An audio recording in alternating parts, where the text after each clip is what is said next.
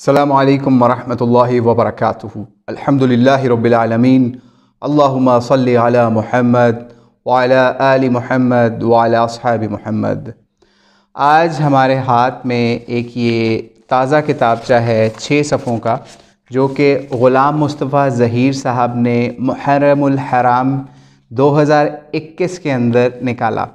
اور آپ کو پتہ ہے کہ فرقہ واریت اور اہل بیت کی تنقیص کے اندر یا اہل بیت کے اندر وہ چیزیں نکالنا جو کہ امت کا اجماعی موقف ہوتا ہے یا امت کا جمہوری موقف ہوتا ہے، اس کے خلاف بات کرنا تو ان لوگوں کا یعنی غلام مصطفیٰ ظہیر امن پوری صاحب کا پرانا وتیرہ ہے۔ تو آئیے ہم آپ کو اس کتابچے کا تعارف کرواتے ہیں اور اس کے اندر جو جہالتیں جو انہوں نے اہل حدیث مسلک سے انحراف کیا وہ آپ کو آج سناتے ہیں، اور اب دیکھتے ہیں اہل حدیث اپنے اس بندے کے خلاف کب غیر اہل حدیث ہونے کا یا یزیدی اہل حدیث ہونے کا یا ناسبی اہل حدیث ہونے کا فتویٰ کب جاری کرتے ہیں۔ نہیں کریں گے جاری، آپ دیکھ لیجئے گا۔ اچھا جی، اس کا ٹائٹل انہوں نے باندھا، یا یہ ابھی چھوٹے چھوٹے کتاب سے نکال رہے ہیں، ٹائٹل انہوں نے باندھا اس کا اہل بیت کے لیے علیہ السلام وغیرہ کا استعمال۔ غلام مصطفیٰ ظہیر امن پوری صاحب لکھتے ہیں مسلک محدثین معتدل مسلک ہے۔ یہ ورڈ یوز انہوں نے جو کیا ہے مسلک محدثین معتدل مسلک ہے، یہاں سے شروع کریں، لیکن آگے اس تحریر کی اوقات دیکھیے گا کہ محدثین سے یہ لوگ کیسے بھاگتے ہیں۔ ہر ایک کے حقوق کی رعایت رکھتا ہے، جو جس کا مقام ہے اسے دینا، افراط و تفریط غلو و تقصیر سے اجتناب کرتا ہے۔ صحابہ کرام کے حوالے سے مذہب اہل سنت والجماعت کی پیروی ضروری ہے۔ ٹھیک ہے، اہل حدیث اب کب سے اپنے آپ کو اہل سنت والجماعت کہتے ہیں یہ آپ کو پتہ ہی ہوگا۔ حزم و احتیاط بھی اسی میں ہے۔ اہل حق جس کے متعلق جو بات کرتے ہیں وہ علم و عدل پر مبنی ہوتی ہے، جبکہ اہل بدعت و ضلال جہالت اور ظلم کا راستہ اختیار کرتے ہیں۔ اہل بیت سے عقیدت و محبت، ان کے حقوق کا خیال رکھنا ایمان ہے، ساتھ ساتھ غلو و تقصیر سے بچنا بھی ضروری ہے۔ بعض لوگ اہل بیت کی شان میں غلو کرتے ہیں اور درست لفظ کا استعمال نہیں کرتے۔ سیدنا علی کے نام کے ساتھ علیہ السلام علیہ السلام لکھنا یا مولا علی لکھنا، کہنا یا کرم اللہ وجہہ لکھنا یا پڑھنا۔ اسی طرح حسن و حسین مہدی کے ساتھ امام اور علیہ السلام کا لفظ لکھنے یا پڑھنے سے اجتناب کرنا چاہیے۔ یہ کہتے ہیں کہ یہ امام علیہ السلام کرم اللہ یا اس طرح کے الفاظ لکھنا، علیہ السلام یا علیہ السلام لکھنے سے اجتناب کرنا چاہیے، کیونکہ یہ روافظ کی ایجاد ہے۔ پہلے صفحے پہ یہ لکھتے ہیں روافظ کی ایجاد ہے۔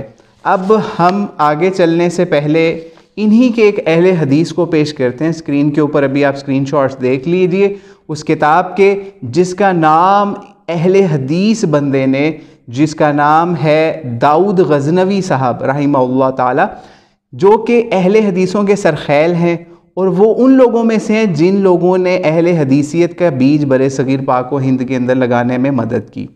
جناب یہ وہ شخصیت ہیں کہ غزنوی خاندان کے چشم و چراغ تھے، اور ان کے سعودی خاندان سے بھی بڑے تعلقات تھے، اور برِ صغیر سے جو واحد غلاف کعبہ گیا تھا وہ ان کے خاندان کی طرف سے گیا تھا، اور غالباً یہ بھی ان لوگوں میں شامل تھے جو وہاں ملک عبدالعزیز کو پیش کرنے گئے تھے جب وہابیوں کی یا نجدیوں کی حکومت یا آل سعود کی حکومت وہاں قائم ہوئی تھی۔ یہ اس لیول کا اہل حدیث ہے جس کی کتاب کی اسکرین شاٹ آپ اپنی اسکرین پہ ملاحظہ کر لیں۔ یہ لکھتا ہے اپنی کتاب کا کیا نام؟ اسوہ حسین علیہ السلام۔ اس کو بھی اب ڈکلیئر کرو غلام مصطفیٰ ظہیر کہ یہ بھی اہل بدعت میں سے ہے، اور یہ بھی روافظ کا چمچہ ہے، اور یہ بھی مولوی اسحاق ہے۔ ٹھیک ہے، کیونکہ یہ علیہ السلام لکھتا ہے، تو علیہ السلام کا رد آپ نے چیک کر لیا کہ ان لوگوں کی کیا اوقات ہے اور ان کے جو اکابرین ہیں ان کی کیا اوقات ہے۔ اچھا جی، آگے چلتے ہیں، اور یہ آگے جو دوسرے صفحے کے اوپر بڑی زبردست تحقیق ہے، آپ اس کو سنبھال کے رکھیے اور ہر اہل حدیث کے منہ پہ ماریے جو علیہ السلام کا دشمن ہو۔ ٹھیک ہے، یعنی یزیدی اہل حدیث کے منہ کے اوپر۔ اب یہ آگے لکھتے ہیں سیدنا علی کے نام کے ساتھ علیہ السلام بخاری کے ایک نسخے میں 2 بار، ابو داؤد میں 29 بار، نسائی میں 1 بار، سنن الکبریٰ میں 8 بار، ابن ماجہ میں 2 بار، موطا 1 بار، مصنف عبدالرزاق میں 2 بار، مسند اسحاق میں 1 بار لکھا گیا ہے۔ انہوں نے حدیث کی کتابوں کے اندر آپ کو لسٹ گنوا دی کتنی بار یہ علیہ السلام حضرت علی کے ساتھ آیا۔ سیدہ فاطمہ کے نام کے ساتھ علیہ السلام کے اتنی دفعہ آیا؟ صحیح بخاری کے ایک نسخے میں 37 بار، ٹھیک ہے، ابو داؤد میں 2 بار، ابن ماجہ میں 3 بار۔ یار یہ محدثین کی کتابیں نہیں ہیں؟ امام بخاری کیا محدثین میں نہیں ہے؟ نسائی، ابو داؤد، ابن ماجہ یہ محدثین میں نہیں ہیں؟ یعنی ان کے ناموں سے تم لوگوں کے نام جانے جاتے ہیں اہل حدیث ہو، اب یزیدی اہل حدیث بن کے ان لوگوں سے بھی بھاگو گے، ان کتابوں کا بھی انکار کر دو گے۔ اچھا جی آگے چلتے ہیں، یہ خود لکھ رہے ہیں یہ بات، یعنی اپنے ہی کتابچے کے اندر جو انہوں نے محرم الحرام کے اندر نکالا۔ سیدنا حسن کے نام کے ساتھ بخاری کے ایک نسخے میں 3 بار، ابو داؤد اور نسائی میں ایک بار ذکر ہوا، جبکہ سیدنا حسین کے لیے بخاری میں 3 بار، نسائی میں، ابن ماجہ میں ایک بار ذکر ہوا۔ اسی طرح عباس ابن عبد المطلب کے لیے رضی اللہ تعالیٰ عنہ کے لیے بخاری کے نسخے میں 1 بار، ام کلثوم بنت علی کے لیے 1 بار علیہ السلام ذکر ہوا۔ ٹھیک ہے، یہ لکھنے کے بعد، یعنی یہ سارے ناموں کی تحقیق لکھنے کے بعد کہ علیہ السلام ان کے ناموں کے ساتھ کتنی دفعہ محدثین نے یا حدیث کی کتابیں مرتب کرنے والوں نے کتنی دفعہ لکھا، یعنی اگر ملا لیں تو 100 سے اوپر دفعہ سب کا ملا جلا کے آپ کو اہل بیت سے اس پہ چلی جائے گی فگر 100 کے قریب۔ ٹھیک ہے، اتنی دفعہ لکھنے کے بعد آگے کیا لکھتے ہیں، یعنی اتنی مضحکہ خیز اور اتنی شرمناک بات آگے لکھی ہے کہ اہل حدیثیت جو یزیدی اہل حدیثیت ہے وہ یہاں پہ دھڑام کر کے گر جاتی ہے۔ اچھا لکھتے ہیں، یہ الفاظ محدثین نے نہیں لکھے بلکہ ناسخین نے اپنی طرف سے لکھ دیے ہیں، علماء نے ان پر نکیر کی ہے، بطور شعار ان کا استعمال درست نہیں۔